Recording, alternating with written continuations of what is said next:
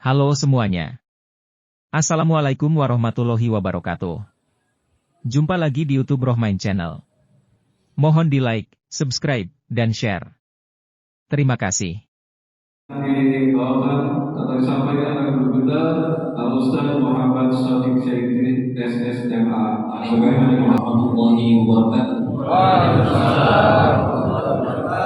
Alhamdulillahirabbil alamin. Wassalatu wassalamu ala asyrafil anbiya'i wal mursalin wa ala alihi wa sahbihi ajma'in. Rabbi yassir wa la tu'assir wa bi tamimil khair. Rabbi shrah li sadri wa yassir li amri wa hlul 'uqdatam min lisani yafqahu qawli. Qalu subhanaka la ilma lana illa ma 'allamtana innaka antal 'alimul hakim. Allah Ta'ala fi kitabihil karim wa huwa asdaqul qailin. A'udzu billahi minasyaitonir rajim. Ya ayyuhalladzina amanu taqullaha wal tanzur nafsum ma qaddamat lighad wattaqullaha innallaha khabirum bima ta'malun. Qala Nabi sallallahu alaihi wasallam, man kana yawmuhu khairan min amsihi fa huwa rabihun wa man kana yawmuhu mithla amsihi fa huwa maghbunun wa man kana yawmuhu syarran min amsihi fa huwa mal'unun. Atau kama qala Nabi sallallahu alaihi wasallam. Hadratul muhtaramin, para alim ulama, tokoh masyarakat, wabil khusus yang sama-sama kita hormati, kita muliakan, orang tua kita, guru kita, Fadilatul Syekh Kiai Haji Muhammad Hamzah. Mudah-mudahan beliau selalu sehat, diberikan umurnya senantiasa kita bisa mengambil manfaat ilmu-ilmu yang beliau ajarkan kepada kita semuanya.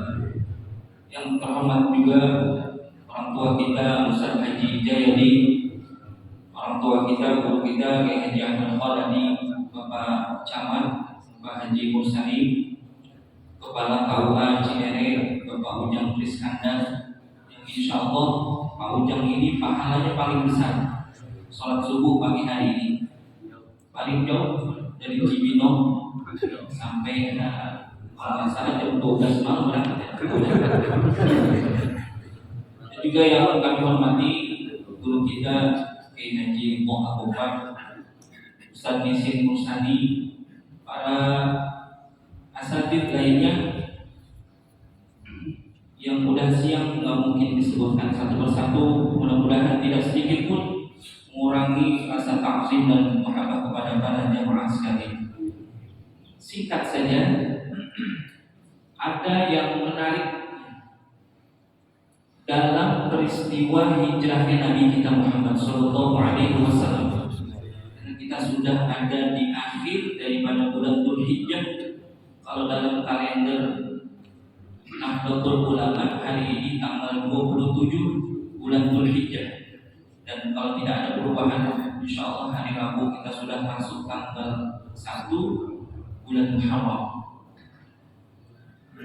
Dalam peristiwa hijrahnya Nabi kita Muhammad Sallallahu Alaihi Wasallam, sebetulnya hijrahnya Nabi itu belakangannya, karena Nabi ketika ada perintah berhijrah, Nabi itu mendahulukan umatnya terlebih dahulu dan para sahabat terlebih dahulu untuk hijrah. Karena luar biasanya Rasulullah Sallallahu Alaihi Wasallam sebagai seorang pemimpin negara dan pemimpin agama, beliau mendahulukan kepentingan umatnya, ingin bahwasanya umatnya itu diselamatkan terlebih dahulu. Makanya dalam riwayat Rasulullah Shallallahu Alaihi Wasallam itu beserta para sahabat hanya tersisa tinggal berapa saja di kota Makkah ketika ini. Nah ini dicatat Rasulullah Shallallahu Alaihi Wasallam ini hijrah, yaitu bersama-sama dengan sahabat Nabi kita Muhammad Sallallahu Alaihi Wasallam adalah Abu Bakar Siddiq. Dicatat tanggal 2 Rabiul Awal tahun ke-13 daripada kenabian. Karena memang belum ada tahun Hijriah ketika itu. Tapi dicatat kira-kira tanggal 20 Juli 622 Masehi. Nah ini terjadi peristiwa yang luar biasa, yaitu Rasulullah Shallallahu Alaihi Wasallam, karena memang begitu luar biasa tekanan umat Islam, utamanya kepada Nabi kita Muhammad Shallallahu Alaihi Wasallam oleh orang-orang Quraisy ketika itu. Maka Nabi memutuskan untuk hijrah. Rasulullah mengajak sahabat terdekatnya yaitu Abu Bakar Siddiq. Ini yang sering kita dengar ceritanya. Dalam riwayat bahwasanya Rasulullah ketika akan mau hijrah, mau berangkatnya pagi-pagi, Rasulullah disuruh tidur dulu ya. Tidur malam, tidur dulu. Nah, ternyata di malam ketika Rasulullah Shallallahu Alaihi Wasallam itu, ketika Rasulullah tidur menjelang pagi hari, Rasulullah digantikan oleh sahabat Nabi kita Muhammad Shallallahu Alaihi Wasallam, yaitu Sayyidina Ali. Ini luar biasa. Ini boleh kita amalin, kalau kata ulama-ulama kita, ini boleh diamalin ayat ini. Ternyata Rasulullah Shallallahu Alaihi Wasallam ketika keluar mau hijrah, keluar dari rumahnya, dalam riwayat Rasulullah itu menggenggam pasir lalu dilempar oleh Rasulullah Shallallahu Alaihi Wasallam. Dalam riwayat Rasulullah baca surah Yasin dari ayat 1 sampai 9. Tapi yang menjadi penekanannya ini adalah ayat 9. Waja'alna min baini aydihim saddan wa min khalfihim saddan fa aghshaynahum fahum la yubsirun.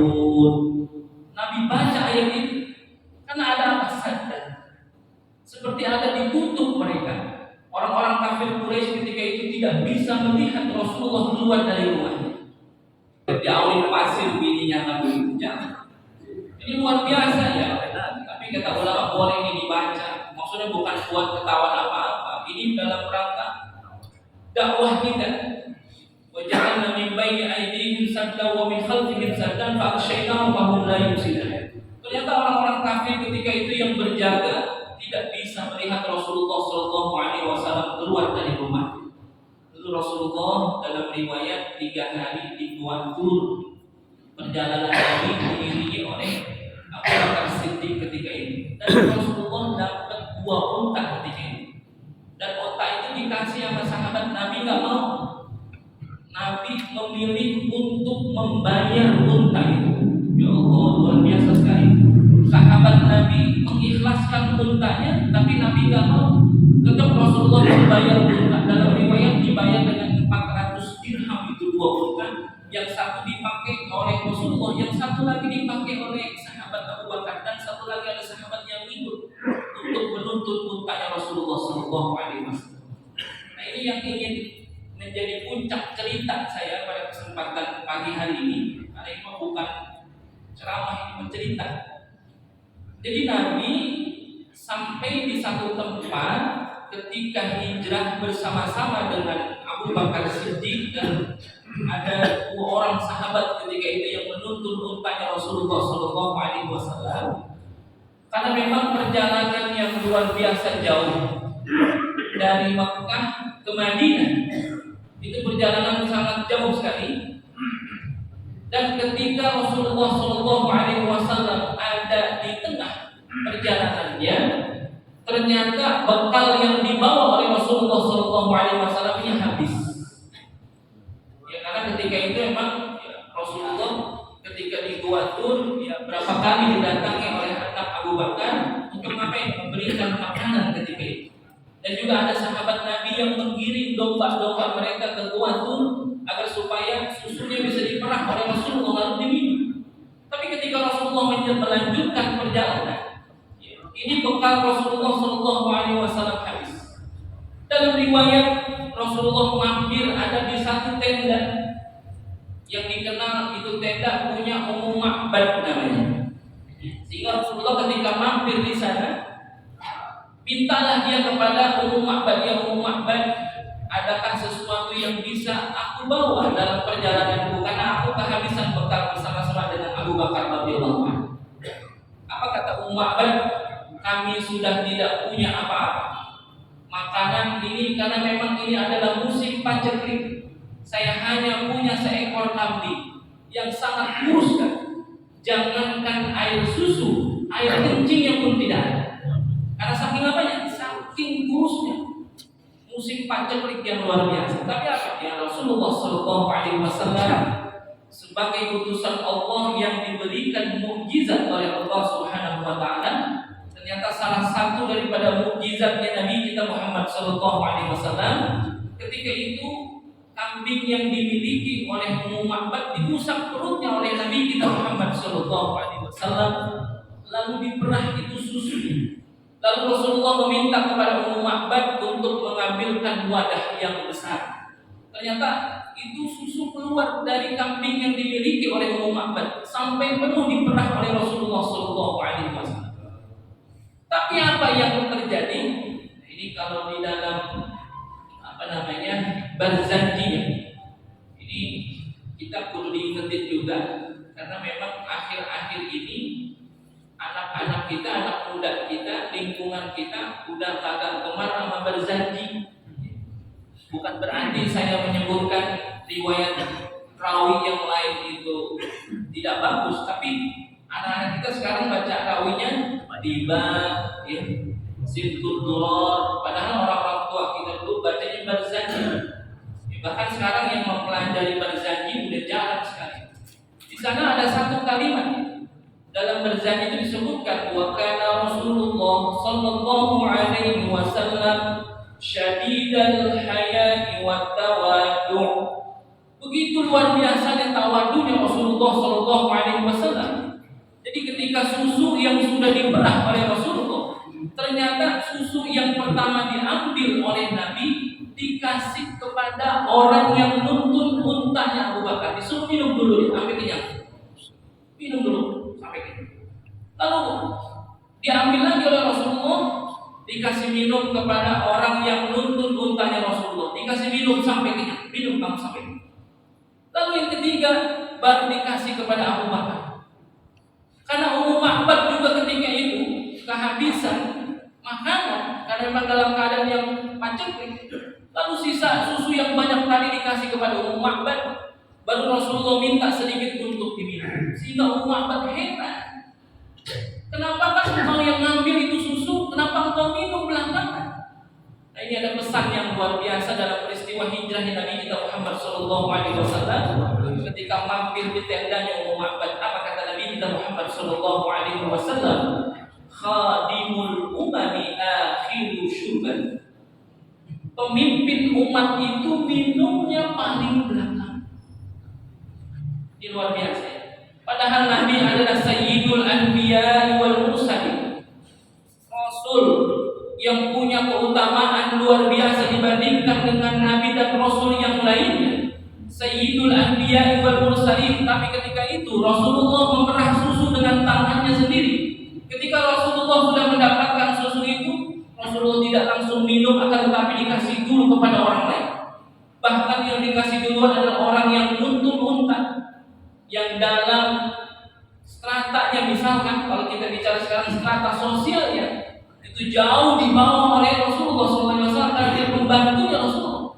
Tapi mereka dikasih minum duluan. Apa kata Nabi? Khatimul umami akhiruhum syurban. Ini menjadi pelajaran buat kita pada peristiwa hijrah. Apa? Seorang pemimpin itu minumnya paling belakang. Kenyataannya pada kesempatan kita sekarang ini, pemimpin-pemimpin itu lebih dulu minum, bahkan sampai kemelekeran dia, sampai kekenyangan, sampai kita tidak kebahagiaan. Padahal apa? Khadimul umami akhiruhum syurban. Seorang pemimpin itu jangan egois, pikirin umatnya, lihat siapa yang dipimpin. Pada peristiwa sholat berjamaah tadi luar biasa, kita diimami oleh guru kita Kiai Haji Muhammad Hamzah. Beliau mengajarkan kepada kita bahwasanya seorang pemimpin itu tidak egois. Tapi kita kagak sadar kita lagi diajarin agar supaya tidak egois. Ketika memulai sholat, Kiai menghadap kepada kita untuk meluruskan shaf. Meluruskan shaf, lihat ke belakang. Ini memang adab sholat berjamaah. Seorang imam melihat siapa yang dipimpin, lihatin satu-satu. Lurus nggak shafnya? Ternyata meluruskan shaf itu hikmahnya bukan hanya meluruskan shaf. Banyak hadis yang menyebutkan tentang bagaimana keafdolan sholat berjamaah meluruskan shaf. Tapi ada hikmah yang lain. Ketika meluruskan shaf, dilihat juga jamaah. Kiai melihat kita, jamaah melihat. Oh, kayaknya ini jamaahnya banyakkan musafir. Makanya nanti kalau sholat berjamaah, makmum yang banyak musafir, berarti imam bacaannya nggak boleh panjang-panjang. Khawatir nanti musafir ini selesai sholat akan melanjutkan perjalanan. Lihat ke belakang, ini makmumnya banyak, aki-aki, bakat-bakatnya darah tinggi, berarti sujudnya jangan lama-lama, malah pada mendengar. Dilihat bakatnya namanya asam urat, berarti dirinya jangan silanya digelonjor mulu, tiga kali ganti. Luar biasa. Kita tadi lagi diajar.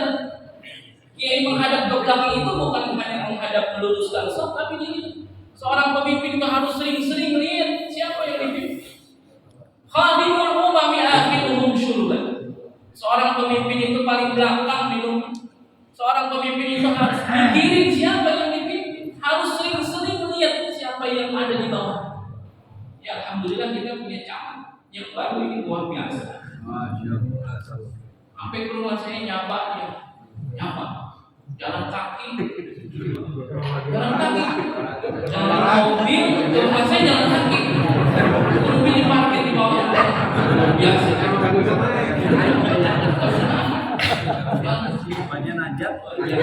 Kita doain Pak Camat kita sehat panjang, bersama-sama kita terus mendukung program-program BKKM.